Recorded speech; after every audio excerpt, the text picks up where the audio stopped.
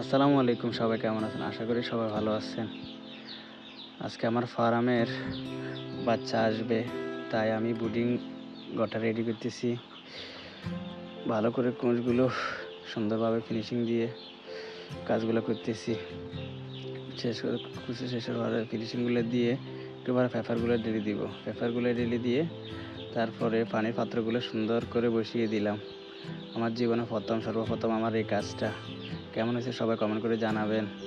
তারপর আমার বাচ্চাগুলো সকালবেলা চলে আসলো। আমি বাচ্চাগুলো রিসিভ করলাম, রিসিভ করে ঘরে নিয়ে আসলাম। পর আস্তে ধীরে ছেড়ে দিলাম বুটিংয়ে। সবাই দোয়া করবেন।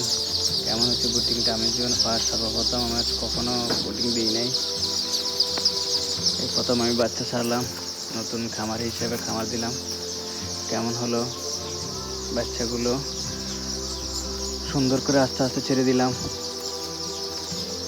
ছেড়ে দেওয়ার পরে বাচ্চাগুলো পানিগুলো খাচ্ছে। আর একটু পরে আমি তাদের খাদ্য দিয়ে দিব, কারণ এখন খাদ্য দিলে তারা খাবে না, এখন পানি খাবে। বাচ্চাগুলো ছেড়ে দিতে বাচ্চাগুলো সম্পূর্ণ ছেড়ে দেওয়ার শেষে আস্তে ধীরে খাদ্যগুলো ছিঁড়ে দিলাম। ছিঁড়ে দেওয়ার পরে খাদ্যগুলো খেয়ে তারা এখন ভালো আছে।